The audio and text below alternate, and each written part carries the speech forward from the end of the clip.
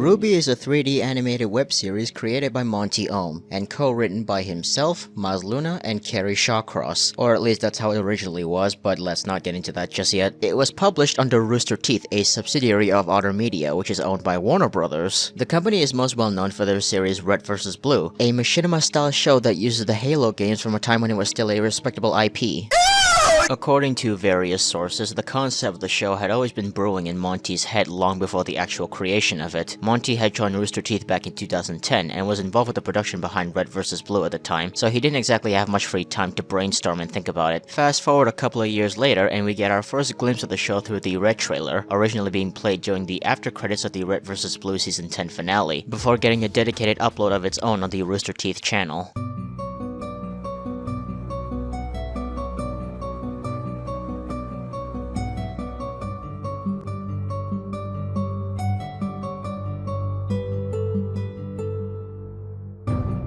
The trailer featured a fast-paced, well-choreographed fight scene done in a style that many had come to know Monty for. Accompanied by the song Red Like Roses, which has now become iconic within the fandom, the show succeeded in building up hype from those who were fans of both Rooster Teeth and Monty himself. Following these events, the white, black, and yellow trailer would later be uploaded in this order, making up the 4 primary colors that made up the show's name. Each of these trailers had their own unique theme to them as they served as an introduction to the main characters. With all these pieces put into place, the show was at a perfect spot to release in order to receive the biggest reception imaginable. All Rooster Teeth had to do was stick the landing, and boy howdy they did. During the events of RTX 2013, an annual event organized by Rooster Teeth, the very first episode was screened during a live panel at the event. The reactions were overwhelmingly positive. While the company have dabbled with the idea of a proper show for many years, this was a first glimpse of them fully immersing themselves with an original animated series. So, despite the flimsy and sometimes outright silly results due to the lack of resources, many expressed excitement for the show. After the conclusion of the event, they began releasing the rest of the series on their website, before being uploaded to YouTube later on. Or well, they used to be there. I digress though, the first season, in spite of all its flaws, still became a smashing success both due to the effective marketing and the support of their very loyal fan base. So much so that they were able to get a second season done by the very next year. Since then, the show has evolved in many ways as Rooster Teeth continued to grow as a company. As of the time of this recording, the series has spawned a total of 8 seasons, with the 9th one currently airing right now. However, the initial positive reception it previously had slowly started to fade as the years went by. While RWBY still has a portion of the audience that will love it unconditionally no matter what, the number of critics has risen immensely over time, specifically after the release of Volume 5, which is said to be the very worst volume of the series. Unfortunately, I am one of these people who have been quite vocal with their distaste towards this franchise. If you're unfamiliar with my channel, and I imagine many of you are, then you should know that I've made it no secret that I find this show absolutely repulsive. I've suffered through every single volume of it too. Every single second of this show represents a moment in my life that I will never ever be able to get back. I've taken quite a few potshots at it throughout my relatively short time on YouTube, but I've never really put in the effort to fully expressing why exactly this show fails so much on an astronomical level. Yes, unlike a lot of critics, I am not of the belief that RWBY got worse over time. In fact, I think from the very beginning it has always been pretty lackluster and stupid, all the way from the very first volume. Additionally, this review is also not coming from a place of love, but instead from a place of contempt and disappointment. I've seen so many people take massive dumps on this show but still constantly give it so much leeway because of its smaller budget and its quote-unquote potential to be good. And to be honest, I think that kind of rule is just plain retarded. But dude, the show really did have a small budget. It's not fair to compare it to a professional production. You're half right, but still completely wrong. And the reason I say that is because of 2 reasons. One, the most important part of production for any show is its script. While a huge budget can be very helpful in the creation of a show, it is definitely not a necessity, and any writer worth his salt will be able to write around limitations. Plus, how is it my fucking fault that you didn't have enough money? You're the one who wanted to make the show, so it's your job to make it entertaining with the resources you've been given, not recklessly burn through the cash and then blame any failure on lack of resources. Secondly, the visual production of RWBY is far from its biggest problem. Ironically, it's actually one of the strongest aspects of this entire entire series, with the soundtrack coming at a pretty close second on the very short list of positive things to say. No, my main problem is less about the animation and music and more about the absolutely abysmal aforementioned writing. While I could explain why it's bad in a general sense, it's hard to do so without making it sound too generic. So instead, I'm going to start what's hopefully a series of videos going into detail as to why I think this show is a dumpster fire, and why anyone who says otherwise should feel very, very ashamed. And there truly is a lot to go through, as you'll soon come to see. I'll be sure to try and give credit when it's deserved, but a lot of this is mostly going to be a rant. So without further ado, let's take a look at the very first volume of RWBY, shall we?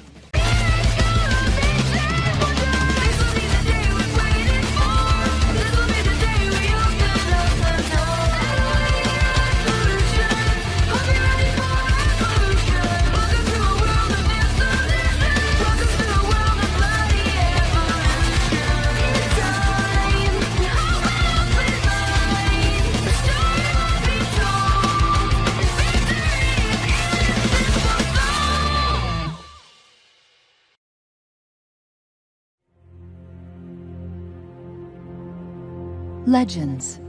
Stories scattered through time. Oh gosh, that was quick. Alright, so the entire show opens up with this 2D animated sequence with a very ominous female voice monologuing over the visuals. The more perceptive out of you might notice that there's quite a few similarities between this and Avatar's opening, not just from the contents of the narration, but also some key imagery such as the map with the 4 kingdoms spread out across it. I want you to keep in mind, this is not just me drawing parallels out of nowhere. If you couldn't tell that RWBY took heavy inspiration from anime based solely on the visuals I've been using up to this point, then I implore you to take a look at the characters and how they're designed. Monty himself was an avid cosplayer, and was pretty open about his love towards them Chinese cartoons. Plus, Miles Luna himself on Reddit said that Monty had assigned him and Carrie with anime homework, as in a list of shows to watch in preparation for creating the show. So if I make any comparisons with anime to apply criticisms towards RWBY, you can't actually give me any shit for it. The fact of the matter is, RWBY borrow a lot of elements and concepts from many good shows without ever understanding what makes them great from a writing perspective. Case in point being this 2D opening sequence right here at the beginning. We're literally only a few seconds into this train wreck and they're already fumbling up several good portions of its presentation. Because despite taking inspiration from arguably one of the best pieces of Western media, there is one very important difference between Avatar's opening narration and RWBY's, which is the execution. In Avatar's opening animation, we immediately get a look at the 4 elements being bended and how there seems to be a difference in martial art styles depending on the type of element you're bending. We learn there are 4 nations in this world, with each one catering to one of the 4 elements. We are told that there's currently a 100-year war going on started by the Fire Nation, and only a person called the Avatar could stop them, but he's unfortunately gone missing. Additionally, because the narration is being presented by one of the main characters, we get some insight into their opinions on the current state of the world and their position in the grand scheme of things. Every single piece of information we are presented is important and relevant, as it helps to set up the foundation of the story we are about to see. And despite the large amount of exposition being dropped here, the combination of the engaging visuals and a competently written script helped in conveying everything that we needed to know in just a little over a minute. It is, in my opinion, a perfect opening to a series even to this day, which really just goes to show just how good Avatar is. Now, how does RWBY's opening animation serve as an introduction to the story? Well, there's about 4 things that we learn throughout the entire 2-minute narration. We learn that humanity exists, there are evil creatures called Grimm that, based on the visuals, take on the form of animals. Additionally, we know that humanity fought back using an energy source called dust, and that there appears to be 4 kingdoms. Though they don't really go into details on that last thing, they sort of just flash it on screen for a brief moment like it was an afterthought they just decided to include. Actually, they don't really explain much of anything. The information we are told in this introduction is literally a fraction of what the story has to offer. Avatar used its opening to give us an overall look into the world of the story to clue us into the situation and introduce us to pieces that'll help us understand things as we go along. When Avatar introduces us to new elements of the story, we can at least make a few small guesses as to which factors of the story these new components are derived from, because they gave us sufficient information for us to make interpretations, such as blood bending, lightning bending, and metal bending. When RWBY introduces new stuff to the story, it's like you're getting slammed by a truck while you're crossing the street because you're given no prior hints to even allude to its existence. For example, the narration only mentions mentions humans and Grimm and even refers to the human population as humanity, but there's actually another type of race called the Faunus who are apparently oppressed, but they only briefly mention it around 9 minutes into the episode and then never bring it up again until 10 episodes later. And it wasn't even the main focus in that specific storyline, which is fucking weird because this whole racism subplot becomes a pretty major aspect of the show's world and the main story later down the line. Therefore, you would think it'd be pretty important to at least introduce the Faunus as one of the races in the introduction to the damn show. And don't even get me started on the fact that they don't even mention things like aura or semblances early on. Why? Why? These are both things that are used to fight the Grimm. Wouldn't it be important to explain that? They even have one of the characters show off their semblances in the first episode, but because we don't know it's a semblance, we're kinda just left to assume it's magic, even though semblances are apparently not magic. But that's a whole can of worms that we are not going to get into right now. Trust me, there's a much more appropriate time for that conversation. The point is, RWBY, despite having an animated opening narration twice as long as Avatar, somehow managed to convey less information to the viewers about the story. As far as first impressions go, they're not just tripping up, they fell down the stairs entirely. Okay, so we're about 2 minutes into this whole thing. So far so good. We transition into a scene where the main villain of season 1, Roman Torchwick, is robbing a dust shop but is then stopped by our protagonist Ruby Rose. We get a pretty cool fight scene of her beating up some faceless henchmen with some neat choreography that was clearly done by Monty. Roman makes a run for it to the roof and an unknown woman steps into the fray to try and stop him once he boards an airship. A tug-of-war match proceeds between the blonde lady and another mystery chick who we never catch the face of, which ultimately results in the bad guys getting away. We then find out this woman is what this world classifies as a huntress, a protector of mankind from the Grimm. She brings Ruby to the police station to scold her because she's a teenager, she shouldn't be using her powers, blah blah blah. The usual shtick of young people not being allowed to take actions of their own accord. I'm normally pretty okay with this sort of setup because it establishes rules for our characters to follow, but the situation presented doesn't really make it make sense on why she did anything wrong. It's not like she was walking on the streets, saw the crime and jumped in like Superman. She was inside the store before the robbers arrived and was about to get mugged herself. Is she not allowed to defend herself in this situation? I guess it could be argued that her running after Roman when he was already leaving is where it changed from a self-defense situation, but it's a bit too petty in my opinion. Either way, she gets a slap on the wrist and it's here that she meets Ozpin, the headmaster of Beacon, one out of only 4 huntsman academies in the entire world and established in Vale. What's that? You don't know what Vale is? Yeah, sure would have been nice to hear about those 4 kingdoms in the introduction earlier, wouldn't it? Ozpin tells Ruby that he's quite impressed with her capabilities in using a scythe and asks why a little girl like her is training to be a warrior, to which she responds that she wants to be a huntress. Their conversation builds off from here and it ends with Ozpin letting Ruby skip 2 whole grades so that she can attend Beacon right now with her sister Yang. I have a few issues with this whole sequence. First off, I get that Ruby helped stop a robbery and all that good stuff, but you just portrayed her doing that to be irresponsible despite that making no sense. Also, did she really do enough to prove she could skip 2 whole years of her formal education? I wouldn't care so much if she actually accomplished something great enough to justify it, but as it stands, the store is wrecked and the biggest bad guy got away. Sure, she's proven she can fight, but I would assume that most teenagers who are training to be huntsmen would be capable of taking down a few faceless goons. Not only that, she's not that smart academically either, and we even learn later on that Ruby has a major weakness of not being able to fight without her weapon. I don't mean she's less good at fighting without her weapon either, I mean she can't fight at all without it.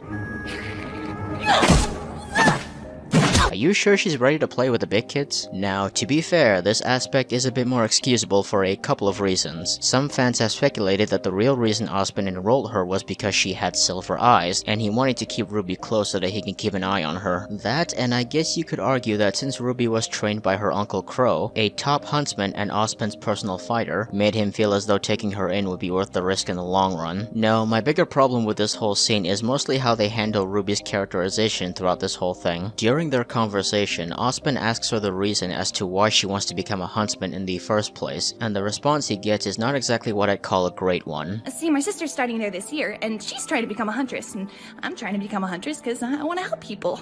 And my parents always taught us to help others, so I thought, oh, I might as well make a career out of it. I mean, the police are alright, but huntsmen and huntresses are just so much more romantic and exciting and cool, just, you know? You see, part of writing a good main character is making sure to establish their desires and goals appropriately. The latter in particular particular is especially important as it encapsulates the very core of their character. When your main character has a clear goal in mind, it gives them a valid reason to be active within the story. It gives the audience something to cheer them on with, and also helps them to understand the reasons behind whatever actions they take in order to reach that goal. But beyond just having a clear goal, a character also needs to have a compelling reason to strive for that goal. Let's take an example from another story entirely. In Naruto, he wanted to become the Hokage, which is typically the leader and strongest ninja within a village. The reason for this is because Naruto was hated and shunned by pretty much everyone in the Hidden Leaf for reasons that are completely out of his control. This made him feel so lonely that he caused a bunch of trouble in hopes of annoying those around him, because even scorn is better than being ignored. Hence, he wanted to become the Hokage in order to earn their love and respect. That being said though, despite me using Naruto as an example, a protagonist doesn't necessarily need a super deep reason to want to reach their goals. For example, Zack Fair from the game Final Fantasy VII Crisis Core. In said game, a character by the name of Lazard asks the protagonist Zack what his dream was, to which he responds with, to become a hero. This is mainly because he grew up in the countryside hearing stories of all the glorious exploits of his organization and the groundbreaking feats of his idol Sephiroth, which inspired him as a kid. It's a very simple goal, but it's enough because of how sure and confident Zack is about it being the thing he wants to achieve. Naive? Maybe, but at least we can tell he's being 100% genuine with his desires. RWBY, on the other hand, is a teensy bit different from Zack, and it's mainly in how they portray her intentions. When Ozpin asks her for her reasons, she goes on a tangent about her sister, how her parents taught her to help other people, as well as showing that she has a rather romanticized image of what being a huntsman is like. That's not inherently a bad thing in and of itself, but the show never corrects her about her naivety, and the whole scene plays out with a very light-hearted tone, as if it's supposed to be comedic in nature. We're asking a key question about what exactly is the motivation and driving force of the protagonist, and the show decides to just throw in clumsy rambling in order to get a cheap laugh. The scene makes it seem like becoming a huntress is just one giant joke of a profession that RWBY is naively jumping into simply because it'd be cool, and it's all done seemingly without a hint of self-awareness of the fact that she's being ignorant. By the end of it, RWBY just comes off as a very boring and shallow character that doesn't really know for sure what she's even really fighting for. But nonetheless, we immediately cut to RWBY and her half-sister Yang on an airship, taking them and a bunch of other potential students to Beacon. We learn that our buddy Roman has a bit of a reputation around these parts, as well as being informed of the existence of the Faunus. I know they're trying to do this whole exposition thing in a way that seems natural by having it play on the news, but we were never even told what a Faunus is, so this all just comes off as janky and out of nowhere. Upon landing, Yang abandons RWBY in hopes that being alone will force her to break out of her shell and make some friends. Unfortunately, she ends up getting into a spat with Wai Shni, a haughty rich girl whose father runs one of the largest dust production companies in the world. She's also the best character in this entire show, at least for the most part. Their heated exchange is interrupted by the final member of the main four, Blake Belladonna, who starts passive-aggressively insulting Weiss for the actions of her family business that she doesn't even have a say in. Yeah, I'll just say right now that I'm not exactly the biggest fan of Blake, as I find her to be the most infuriating character out of the quartet, but we'll get into that much later.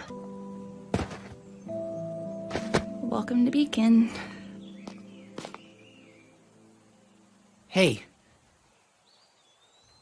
I'm Jaune. After a depressing start to her new life in Beacon, RWBY is understandably pretty bummed out and flops to the ground sadly. Thankfully, we're introduced to Jaune Arc, the token comic relief idiot who gets more screen time than he deserves, which I'm sure has nothing to do with the fact that he's voiced by one of the head writers of the show. Okay, brace yourselves. Are you ready for this? I'm about to say something actually positive about this show. These two are fucking adorable together. And I don't necessarily mean that in a romantic sense either, though I wouldn't be against it if they went that direction. Now, keep in mind, I do not like either of these two when they're by themselves. RWBY from volumes 1 to 5 is the blandest character throughout the entire series, despite being the main protagonist, and Jaune is, well, we'll get to that. The point is, despite being rather weak and even just downright infuriating characters at certain points, they work surprisingly well when they're put together. They're both socially awkward in different ways, RWBY being shy and reserved, and Jaune himself tries too hard to put on this false bravado to cover up his own insecurity. This allows them to find some form of camaraderie in each other's company, and their friendship really does feel genuinely organic. It is, by far, the most convincing relationship in the entirety of the show, in spite of them actually having very minimal screen time together. The next couple of episodes are spent on some character introductions before jumping straight into the initiation. We have Nora and Ren, childhood friends who both grew up together as orphans, and Pyrrha Nikos, a championship fighter who is said to be the strongest student in the entire series. But don't worry about them, none of these three are really that important for a while. The initiation itself is a pretty simple affair. The prospective students are launched off a cliff into a grim-infested forest, and upon landing, the first person they make eye contact with will be their partner for the next 4 years they attend the school. After finding their respective partners, they have to fight their way to the northern end of the forest to retrieve a relic, before making their way back up the aforementioned cliff. Now, I could spend the next few minutes nitpicking every single stupid little detail about this initiation that doesn't really add up, but I'm not going to do that. I think I've already hammered in the fact that this show does not exactly have the most fully realized of ideas. Now, instead of talking about how stupid the story is, or what little of it there is at this point in time, I want to focus more on how they choose to tell such story for this part. And to do this, I think there's no better scene to use as a basis for my argument than the one in episode 5. Upon landing, Ruby immediately sprints off to find her sister Yang, to avoid having to partner up with a stranger who she might not be able to get along with. She ponders a few of her options before unfortunately running into Weiss, the stuck-up rich girl who she already isn't on the best of terms with. Who could have ever seen that coming? Naturally, Weiss doesn't even want to entertain the idea of becoming Ruby's partner at first and just wordlessly walks away. This could have been a good scene building up to something substantial, but instead she walks a few steps, sees Jaune hanging from a tree, and then immediately goes back to Ruby, grumpily stating that this didn't mean they were friends. From here onwards, the two of them become something of a comedic duo, with Ruby being the reckless and overenthusiastic little ball of energy that she is, while Weiss is the responsible killjoy trying to reel her in. This entire relationship feels really lame and cheap since they never really have any sort of reason to start liking each other. Weiss sees Ruby as an immature child, and Ruby herself doesn't really succeed in doing anything to disprove that. If anything, she kinda solidifies it by trying to show off when she rushes off and leaves Weiss behind, which causes them to get surrounded by Grimm. Then, when they're fighting, she doesn't cooperate properly and ends up getting in Weiss's way, which ends up in the forest getting burned down. They show little to no chemistry with each other in the slightest, and the show never really takes the proper time to resolve that issue. They're just fighting throughout majority of the initiation, and then all of a sudden just decide, yeah, I guess we should get along now, completely out of nowhere. But that's okay, I guess, because it's all for the funnies, am I right? To me, it feels like the writers are trying to skip out writing actual character moments in favor of just slapping on quirky, comedic banter to try and justify the lack of depth. I'm queen of the castle. I'm queen of the castle.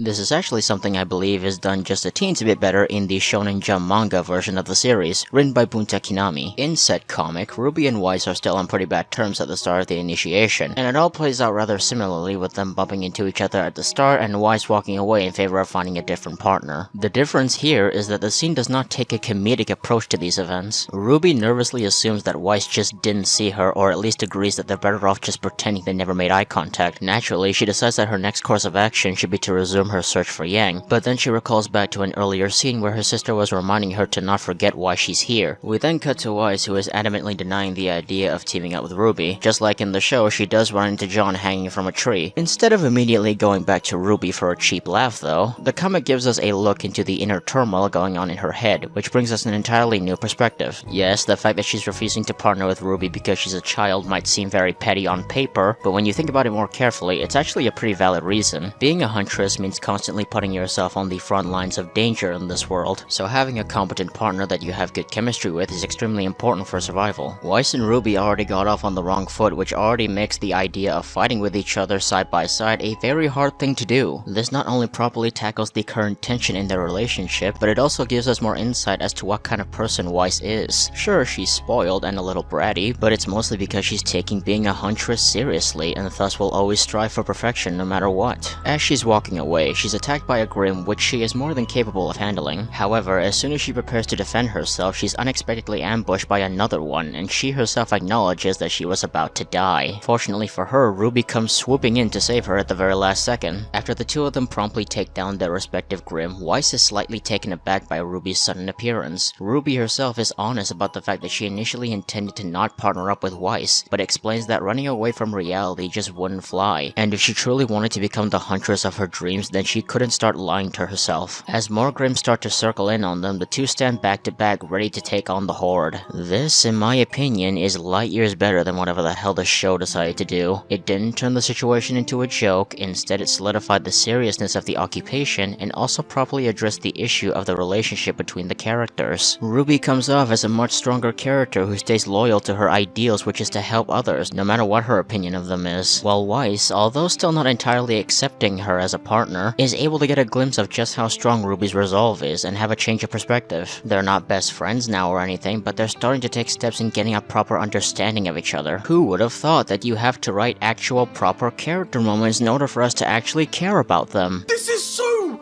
bizarre! The rest of the initiation is pretty alright, I guess. RWBY and Wise argue more and more until the writers all of a sudden decide they need to start getting along. They run into Yang and Blake, along with Jaune and his group as they're running away from a giant bird and scorpion-like Grimm. There's a lot of cool action sequences from there onwards, and it's actually amazing how much more bearable this show is when no one is talking. After a hard-fought battle, they all get to the end of the trial relatively unscathed and are then assigned into teams of 4 made up of 2 pairs. Jaune, Pyrrha, Ren, and Nora make up Team Juniper, while RWBY, Wise, Blake, and Yang make up Team RWBY, with Jaune and RWBY as leaders of their respective teams. This does kick off a mini arc of Wise throwing a hissy fit about not being made leader, but I don't think it's really worth covering. That's not to say it's a bad arc per se. In fact, I actually really like how they handle Wise's character throughout the whole thing, but I just felt like it was a teensy bit unnecessary considering the fact that you already spent a good portion of time having them come to terms with each other during the initiation. Normally, it'd be a pretty nice addition to add more development to their relationship, if not for what happens next.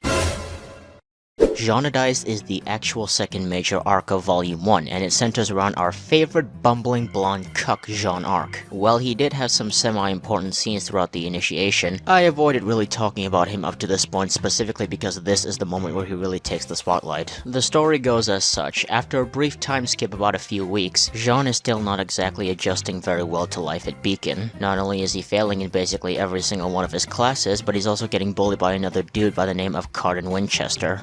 What? Wait, please don't,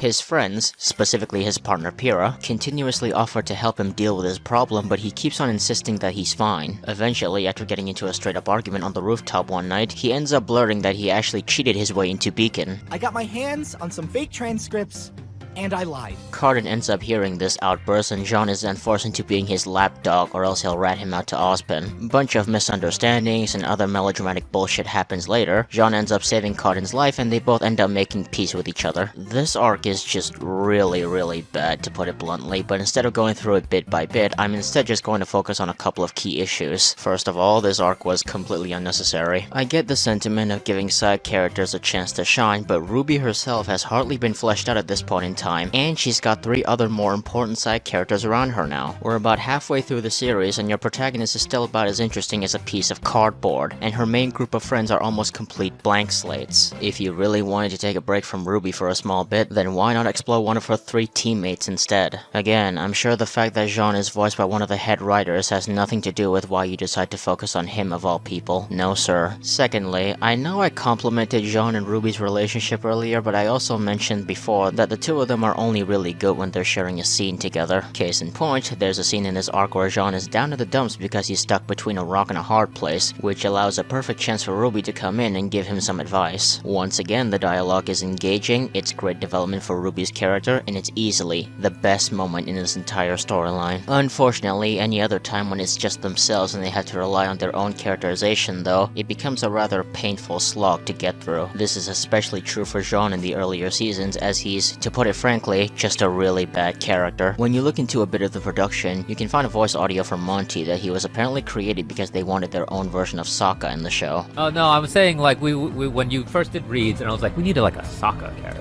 On the surface, it's not exactly hard to see the inspiration. They're both goofy, silly, and significantly weaker than the rest of their peers. However, like a lot of things in RWBY, the differences lies entirely in their execution. While it's true that Sokka was something of a comic relief character in Avatar, his comedic personality wasn't the only thing that defined him. Sure, he was goofy, but he was also prideful, hardworking, brave, smart, and charming. He's living in a world where people his age are throwing around superpowered attacks while he's just a kid with a boomerang and sword. He started off as a cocky and arrogant teenager who was putting on a false sense of bravado to try and cover up his own insecurity. His father and all the other warriors in his tribe had gone out to fight in a war, so he's trying his very best to try and take on the responsibility of being the temporary leader as the only man of fighting age in his village. As time time goes on, he learns and grows as a character enough to eventually pull his head out of his ass and start being less of a douche. Sure, he never reaches the same level of strength as the rest of the gang, but he makes up for it in many other ways. He's the bona fide brains of the entire team. His knack for strategy becomes a key asset to helping Team Avatar achieve their goals in various different points of the story, and the show acknowledges that. Despite not having the ability to bend any of the elements, the team wouldn't be able to go on without him. The same cannot be said for Jaune, as he's not only a badly executed character, but his character in and of itself does not make much sense. For a good majority of the initiation arc, he was really just used as a stand-in for the audience, so they had to make him a clueless retard who doesn't have the slightest idea as to how even some of the most basic aspects of the world works, such as the fact that students had to build their own weapons, or the fact that huntsmen are meant to have an aura that protects them during fights. This would be fine if he was a country bumpkin or something that lived far away from where the huntsman stuff is, but the thing is, he's not. He's from a long line of heroes and warriors, which is what made him want to become a huntsman in the first place. My father, my grandfather, and his father before him were all warriors. They were all heroes.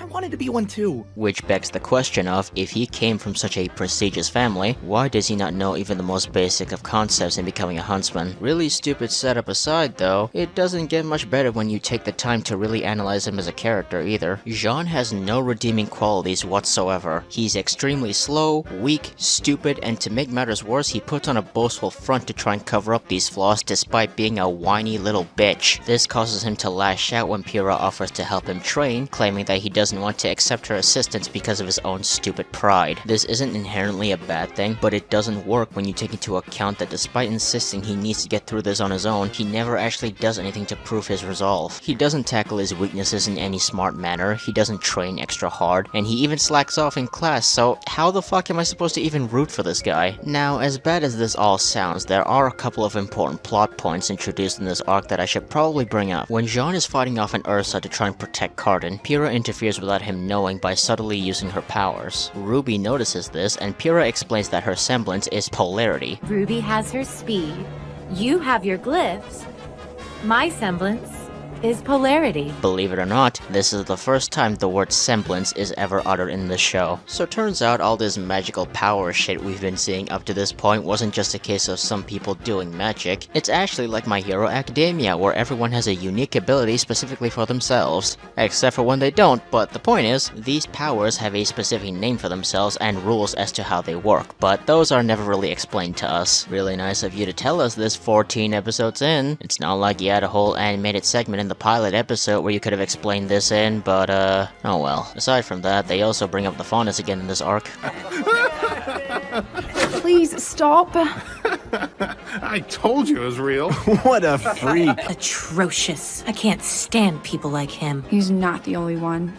It must be hard to be a faunus. What the hell is even that? Yep, that was it, ladies and gentlemen. You just got introduced to a major foreshadow to a future plotline. Apparently in RWBY, there's a subspecies of humans who have physical animal-like traits on them called the faunus, and because of said traits, they're often the victims of discrimination. And if there's one thing you should trust me on, it's the fact that I know a thing or two about discrimination. They chose to give us a taste of the so-called oppression they face by having Cardin, the bully character who is known for fucking with literally everyone, bully a faunus. I'm supposed to interpret this one scene as racism instead of just Cardin being his regular dickish self.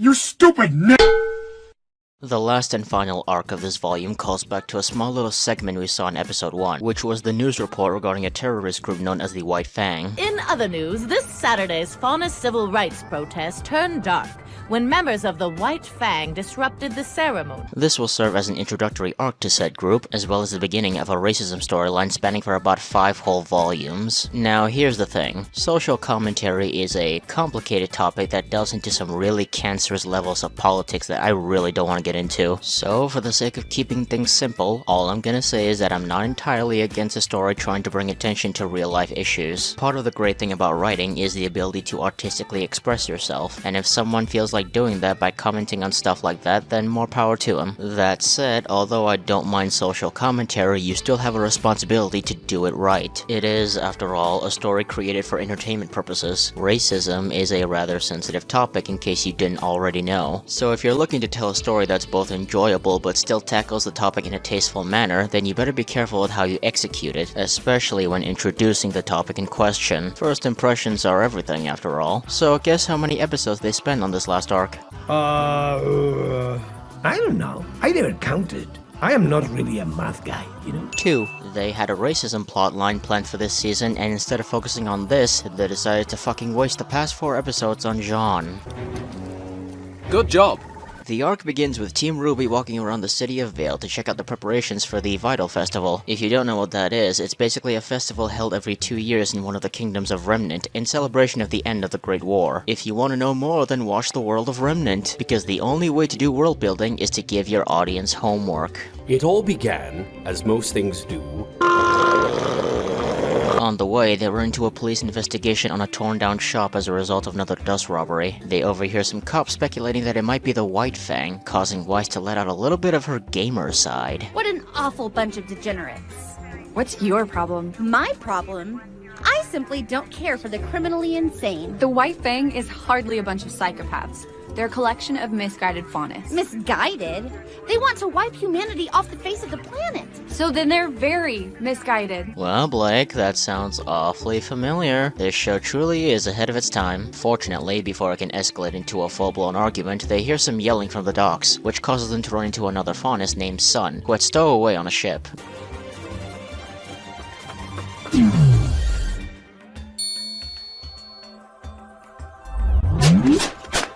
Keep driving, you black spear chucker piece of shit! Faunus. They try to chase after him, but end up running into another character by the name Penny, who seems to be a bit on the odd side. Turns out she's from Atlas, and she's also here to battle in the tournament that happens during the Vital Festival, prompting Weiss to ask her if she knows Sun, which causes another argument with her and Blake. Keep in mind, I'm giving the abridged version of what's going on here. This whole sequence of events feels so long, awkward, and dragged out that I literally kept looking at the video speed just to make sure I didn't have it slowed down or anything. It goes on for so long just to bring it to another really stupid argument. No joke, Blake was in the middle of storming off, but then stopped to keep arguing with Weiss. The very next scene is them arguing in their room, which ends with her storming off again. They made a character do this whole dramatic storm off sequence 2 scenes in a fucking row. It just comes off as silly. Also, the argument isn't even all that good either, mainly because it's so blatantly obvious Blake is in the wrong. I've seen a lot of people use this scene to try and say that Weiss was kinda racist in the early seasons, but I respectfully disagree. Weiss never, not once, ever participated in bullying or discrimination of the Faunus. Her father runs the company, not her. What the hell was she supposed to do about his shitty actions when she has no level of influence in her own home? But she said all those terrible things about the Faunus literally just minutes ago. Let's get one thing clear here. Weiss has animosity towards the White Fang, a terrorist group made up entirely of Faunus. This is because she has a clear history with the organization. They terrorized her family business, killed people she personally knew, and indirectly caused tension in her home life. In my opinion, she has plenty of reasons to be spiteful of the Faunus, yet despite this, there's clear signs that she's not racist despite her background. She wasn't calling Sun all those nasty things because he was a Faunus, she was calling him all those things because he was, objectively, a criminal in that instance. He was a stowaway who had committed theft and was running from the police. I think lightly insulting him is pretty okay in this scenario. Not to mention, even when they're arguing in the room, Weiss is being pretty careful with her wording. She does not say the Faunus are pure evil. She says Faunus in the White Fang are pure evil. You know, the members in a fucking terrorist organization that's been hurting people. Even Sun, a Faunus, in his own words, calls them stupid, holier-than-thou creeps that use force to get whatever they want.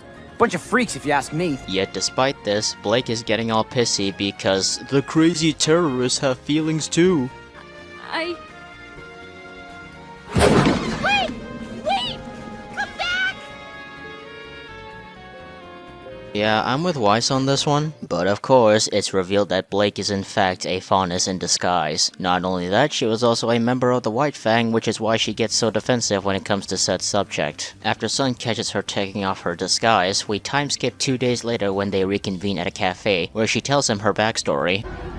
And I was there. I was at the front of every rally. I took part in every boycott. And I actually thought we were making a difference. Suddenly, our peaceful protests were being replaced with organized attacks. We were setting fire to shops that refused to serve us, hijacking cargo from companies that used honest labor. And the worst part was, it was working. We were being treated like equals. But not out of respect. Out of fear. So, I left. I decided I no longer wanted to use my skills to aid in their violence, and instead I would dedicate my life to becoming a huntress. So here I am, a criminal hiding in plain view, all with the help of a little black bow. So you're telling me, despite being a front and center member for literal years, you're not on any police list of most wanted criminals. You participated in several terrorist acts before you left, yet nobody remembered your identity? Even though you're wearing the exact same clothes as you did back then and didn't even wear a fucking mask? Really? That doesn't make sense. As the rest of Team RWBY search for Blake's whereabouts, they run into Penny again and decide to split up. Blake herself is still unconvinced that the White Fang are behind the recent dust robberies in Vale, so she and Sun set up a lookout on the latest shipment of dust into the city to see who's really behind it. Upon arrival, they find out that not only is the White Fang behind the robberies, but they've also aligned themselves with Roman Torchwick, the thief from episode 1. They get into a scuffle, and despite the admittedly cool spectacle of a fight, Roman and the White Fang manage to get the better of them. Luckily, RWBY and Penny show up just in time to give them a hand. The latter successfully takes down all of them, including 2 whole airships, and Roman's forced to retreat without the dust. Later in the aftermath, Weiss and Blake have a chance to make up, and while I could nitpick the shit out of small details, I'll let it slide since we're so close to the end. And that was RWBY Volume 1. While I'm not going to say there weren't any good moments at all, the ratio of bad to good scenes is just way too large. There is some genuine effort and passion put into this show, but those elements can only take you so far. The plot barely has any structure, is poorly planned out, and it's pretty obvious they didn't really have any clear idea what story they were even trying to tell. And unfortunately, my friends, I'm afraid to inform you that it really doesn't get any better from here on out. You would think that a show spanning 9 volumes would eventually find their footing at some point, but Rooster Teeth seem to have a knack at one-upping their own incompetence, and you're going to be seeing this as we delve into the other volumes in future videos. This is just the beginning, kids. If only you knew just how bad things get.